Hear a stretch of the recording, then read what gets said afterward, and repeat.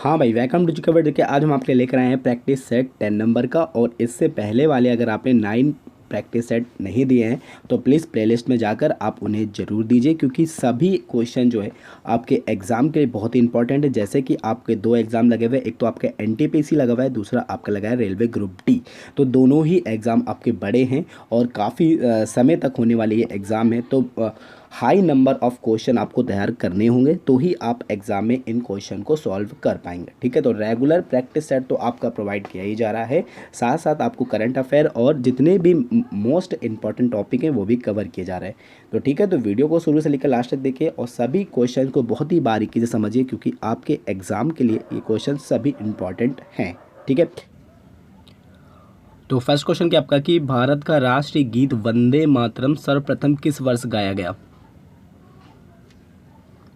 ठीक है, देखिए एनटीपीसी में 3 टाइम्स ये क्वेश्चन पूछा जा चुका है। ठीक है, तो भारत का राष्ट्रीय गीत जो है वंदे मातरम सर्वप्रथम किस वर्ष गाया गया था, तो याद रखिएगा 1896 में। ठीक है, ये गीत जो है सर्वप्रथम गाया गया था। ठीक है, चलिए नेक्स्ट क्वेश्चन आपका कि गणेश शंकर विद्यार्थी पुरस्कार के क्षेत्र से संबंधित है। तो देखिए गणेश शंकर विद्यार्थी पुरस्कार जो है आपका ये उत्कृष्ट समाज सेवा के लिए प्रदान किया जाता है। ठीक है, नेक्स्ट क्वेश्चन क्या कि स्वतंत्र भारत के राष्ट्रीय ध्वज का डिजाइन निम्नलिखित में किसके द्वारा जो है तैयार किया गया।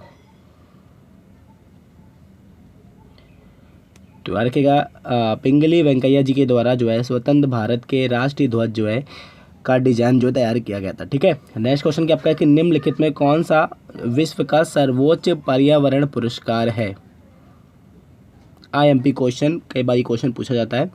विश्व का सबसे जो है सर्वोच्च पर्यावरण पुरस्कार जो है आपका है गोल्डन पांडा पुरस्कार। ठीक है, याद रखिएगा गोल्डन पांडा पुरस्कार जो है विश्व का सर्वोच्च पर्यावरण में दिया जाने वाला पुरस्कार है। नेक्स्ट क्वेश्चन क्या है कि सीवी रमन को नोबेल पुरस्कार किस वर्ष दिया गया था। ठीक है, ये भी बहुत अच्छा क्वेश्चन है। याद रखिएगा कि सीवी रमन को नोबेल पुरस्कार जो दिए गए थे वो 1930 में दिए गए थे। ठीक है, चलिए नेक्स्ट क्वेश्चन क्या है कि निम्नलिखित में कौन सी पुस्तक सचिन तेंदुलकर द्वारा लिखित है। यानी इसमें से कौन सी पुस्तक है जो सचिन तेंदुलकर ने लिखा है। तो याद रखिएगा प्लेइंग इट माई वे। ठीक है, प्लेइंग इट माई वे जो पुस्तक है ये सचिन तेंदुलकर ने लिखी है।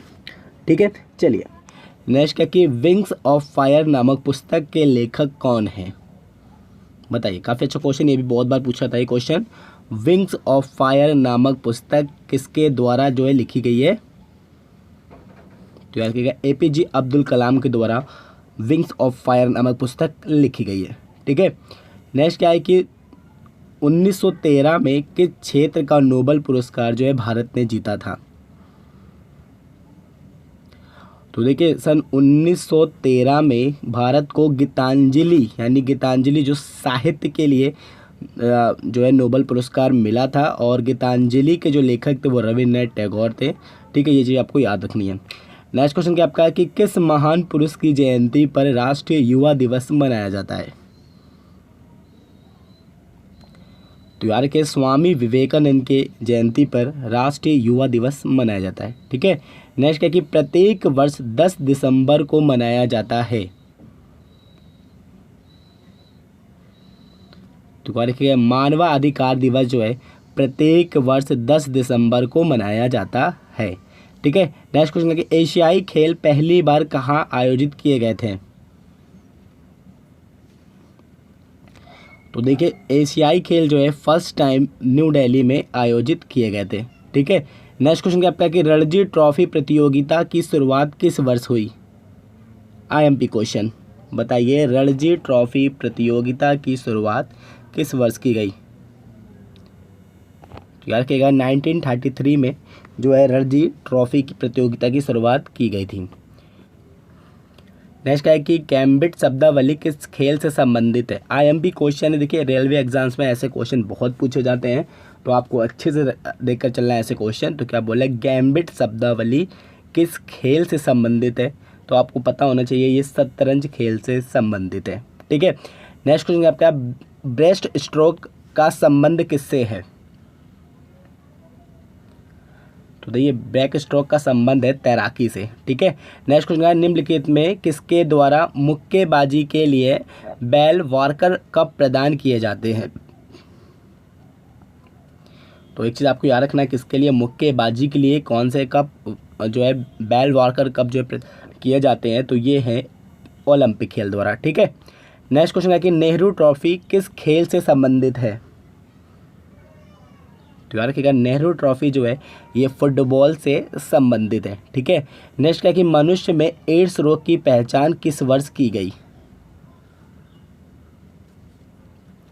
बताइए, ये भी बहुत अच्छा क्वेश्चन, कई बार रिपीट होता है। मनुष्य में एड्स रोग की पहचान किस वर्ष की गई। देखिए यहाँ से कई क्वेश्चन बनते हैं। एक तो आपको याद रखना है कि एड्स रोग का परीक्षण किससे किया जाता है, तो एलिजा परीक्षण होता है एड्स रोग की पहचान के लिए। ये क्वेश्चन ये आपका होता है। एक क्वेश्चन आपसे ये भी पूछा जाता है कि एड्स रोग को सर्वप्रथम कहाँ पर खोजा गया, तो याद रखिएगा अमेरिका में खोजा गया था 2 समलैंगिक युवकों में। ठीक है, तो याद रखिएगा 1981 में मनुष्यों में एड्स की पहचान की गई थी। ठीक है, नेक्स्ट क्वेश्चन क्या है कि दक्षिणेश्वर मंदिर कहाँ स्थित है। तो याद रखिएगा कोलकाता में स्थित है दक्षिणेश्वर मंदिर। ठीक है, नेक्स्ट क्या है कि उगादी पर्व किस भारतीय राज्य में मनाया जाता है। IMP question. देखिए जितने भी भारतीय राज्य हैं इनके पर्व मेले ये सब आपको रट लेने हैं, क्योंकि यहाँ से प्रश्न बनते हैं। क्या बोल रहे हैं, उगादी पर्व किस भारतीय राज्य में मनाया जाता है। बताइए, काफ़ी अच्छा क्वेश्चन है। उगादी पर्व किस भारतीय राज्य में मनाया जाता है, तो ये पर्व है कर्नाटक का। ठीक है, नेक्स्ट क्वेश्चन क्या आपका कि दक्षिण भारत के मंदिरों के वृहद द्वारों को कहते हैं। बताइए, काफ़ी अच्छा क्वेश्चन है कि दक्षिण भारत के जो मंदिर होते हैं उनके वृहद द्वारों को क्या कहते हैं। तो याद रखिएगा ये भी आरआरबी में कई बार पूछा गया क्वेश्चन है। तो याद रखिएगा गोपुरम कहते हैं दक्षिण भारत के वृहद द्वारों को। ठीक है, नेक्स्ट है कि चोल राजाओं द्वारा किस धर्म को संरक्षण दिया गया। बताइएगा, भी काफ़ी अच्छा क्वेश्चन है। चोल राजाओं द्वारा किस धर्म को जो है संरक्षण दिया गया था, तो याद शैव धर्म को चोल राजाओं द्वारा संरक्षण दिया गया था। ठीक है, नेक्स्ट है कि किस भारतीय राज्य में सर्वाधिक ईसाई निवास करते हैं। ये क्वेश्चन भी आपका कई बार पूछा जा चुका है। तो याद रखिएगा हम मोस्टली कुछ क्वेश्चंस को जो पिछली परीक्षा में पूछे गए उनको भी लेकर चलते हैं, ताकि आपको नॉलेज हो सके कि किस तरह से क्वेश्चन बनते हैं। ठीक है, तो किस भारतीय राज्य में सर्वाधिक ईसाई निवास करते हैं, तो याद रखिएगा मणिपुर के अंदर सर्वाधिक ईसाई निवास करते हैं। ठीक है, नेक्स्ट क्या है कि ईस्टर किसका प्रमुख पर्व है। तो देखिए पारसियों का प्रमुख पर्व है ईस्टर। ठीक है, नेक्स्ट क्वेश्चन क्या आपका निम्नलिखित में किस भारतीय राज्य में वायु ऊर्जा का क्षेत्र नहीं है। तो देखिए सबसे हाई नहीं, मतलब बिल्कुल ना के बराबर है जम्मू एवं कश्मीर में। और अगर आपसे पूछ ले कि पवन ऊर्जा का सर्वाधिक जो क्षेत्र है वो कहाँ है, तो वो होगा आपका तमिलनाडु। लेकिन अभी यहाँ पर क्या पूछ रहा है कि वायु ऊर्जा का क्षेत्र नहीं है, तो आंसर होगा जम्मू एवं कश्मीर। क्योंकि केरल, तमिलनाडु और आंध्र प्रदेश यहाँ पर इसलिए क्षेत्र क्योंकि ये सभी समुद्री तटीय इलाके हैं, और समुद्री तटीय इलाकों पर वायु का वेग जो होता है बहुत ज़्यादा होता है, जिस कारण यहाँ पर पवन ऊर्जा बनाई जाती है। ठीक है, चलिए नेक्स्ट है कि निम्नलिखित में मुंह से बजाया जाने वाला वाद्य यंत्र है। एलेगोजा जो है मुंह से बजाया जाने वाला वाद्य यंत्र है। ठीक है, नेक्स्ट क्या है कि वह हिंदू राजा कौन था जिसे प्राचीन सिक्कों पर वीणा बजाते हुए दर्शाया गया था। आईएमपी क्वेश्चन है, बताइए वह हिंदू राजा कौन था जिसे प्राचीन सिक्कों पर वीणा बजाते हुए दर्शाया गया था। तो वह हिंदू राजा था समुद्रगुप्त। ठीक है, चलिए नेक्स्ट क्वेश्चन क्या कि किस भारतीय राज्य में बम्बू नृत्य प्रसिद्ध है। IMP question, most IMP question समझ लीजिए, क्योंकि ऐसे क्वेश्चन बहुत ज़्यादा बनते हैं। क्या बोल रहे हैं, किस भारतीय राज्य में बम्बू नृत्य प्रसिद्ध है। तो रखिएगा बम्बू नृत्य जो है ये आपका है मेघालय का। ठीक है, चलिए नेक्स्ट क्या कि छपेली लोक नृत्य किस भारतीय राज्य से संबंधित है। बताइए। तो याद रखिए हिमाचल प्रदेश से संबंधित है छपेली लोक नृत्य। ठीक है, नेक्स्ट क्या कि निम्नलिखित में किस लोक नृत्य को देव नृत्य भी माना जाता है।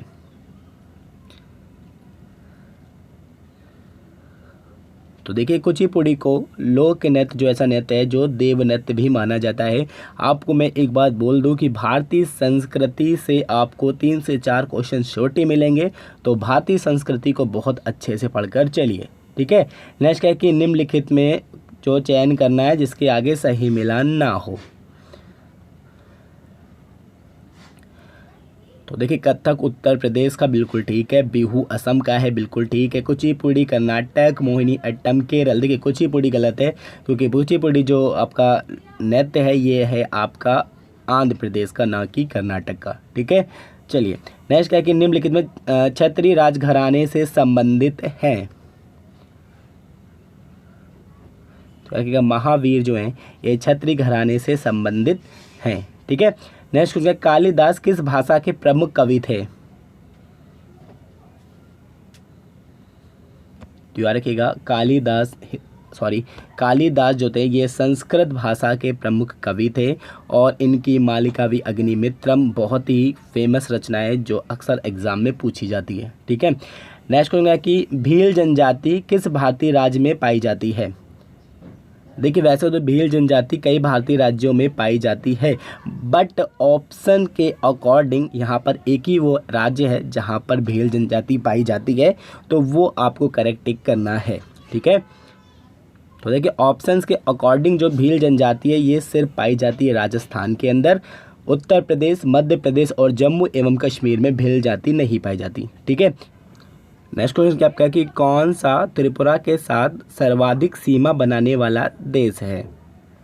देखिए ये क्वेश्चन भी बहुत अच्छा है, बहुत बार पूछा जाता है। एक क्वेश्चन और बनता है कि कौन सा भारतीय राज्य तीनों ओर से क्या है राष्ट्रीय उद्यानों से घिरा है, तो वहाँ पर भी आंसर होगा त्रिपुरा। और यहाँ से भी पूछा जा रहा है कि कौन सा जो है देश है जो सर्वाधिक त्रिपुरा के साथ सीमा बनाता है, तो याद रखिएगा बांग्लादेश जो है सर्वाधिक त्रिपुरा के साथ सीमा बनाता है, ठीक है। नेक्स्ट क्या है कि 2011 की जनगणना के अनुसार स्त्री साक्षरता की दृष्टि से केरल के बाद दूसरा स्थान किस भारतीय राज्य का है?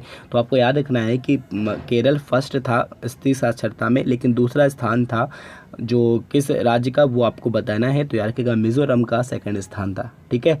नेक्स्ट क्वेश्चन क्या आपका है कि निम्नलिखित बंदरगाह में कौन सा मुक्त व्यापार क्षेत्र है? तो याद रखिएगा कांडला बंदरगाह जो है मुक्त व्यापार क्षेत्र है, इसका हाल ही में नाम चेंज कर दिया गया है। आज आपका होमवर्क यही है कि आप बताएंगे कि कांडला बंदरगाह का नाम क्या रखा गया है, ठीक है। चलिए नेक्स्ट क्या है कि भारत में रेलवे लाइन किसके शासनकाल में बिछाई गई? बहुत ही रिपीटेड क्वेश्चन है, बहुत बार पूछा जाता है ये क्वेश्चन। भारत में रेलवे लाइन किसके शासनकाल में बिछाई गई थी? तो याद रखिएगा लॉर्ड डलहौजी के शासनकाल में भारत में रेलवे लाइन बिछाई गई थी, ठीक है। नेक्स्ट क्या कि किस भारतीय राज्य में राष्ट्रीय राजमार्गों का सबसे बड़ा तंत्र विद्यमान है? ये क्वेश्चन बहुत ही टाइप से पूछा जाता है।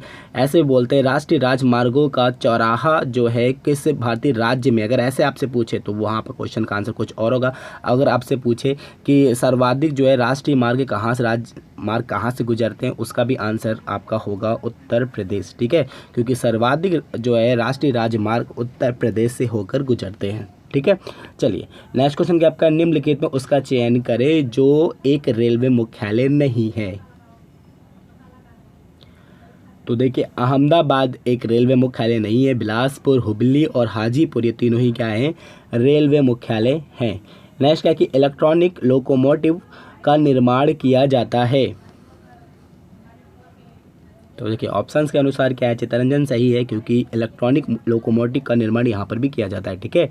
नेक्स्ट क्या कि झारखंड के सिंहभूम के लिए विख्यात है, यानी किस लिए विख्यात है झारखंड का सिंहभूम? तो याद रखिएगा झारखंड का सिंहभूम जो विख्यात है ये तांबा के लिए है, ठीक है। नेक्स्ट क्वेश्चन क्या है कि अंकलेश्वर किसका प्रमुख तेल क्षेत्र है? तो याद रखिएगा अंकलेश्वर जो है गुजरात का प्रमुख तेल क्षेत्र है, ठीक है। नेक्स्ट क्वेश्चन क्या है प्रथम जल विद्युत शक्ति केंद्र कहाँ स्थापित किया गया था? तो याद शिव समुद्रम में प्रथम जल विद्युत केंद्र स्थापित किया गया था, ठीक है। वह भारतीय स्थान जहाँ पर सर्वप्रथम विद्युत आपूर्ति की गई, तो याद रखिएगा दार्जिलिंग में सर्वप्रथम विद्युत आपूर्ति की गई थी, ठीक है। नेक्स्ट क्या है जीवाश्म राष्ट्रीय उद्यान स्थित है? तो याद रखिएगा मध्य प्रदेश में जीवाश्म राष्ट्रीय उद्यान स्थित है। तो आई होप आपको ये वीडियो पसंद आएगा, अगर आए तो प्लीज़ लाइक एंड शेयर। जल्द ही मिलते हैं हम नेक्स्ट वीडियो के साथ। Thank you.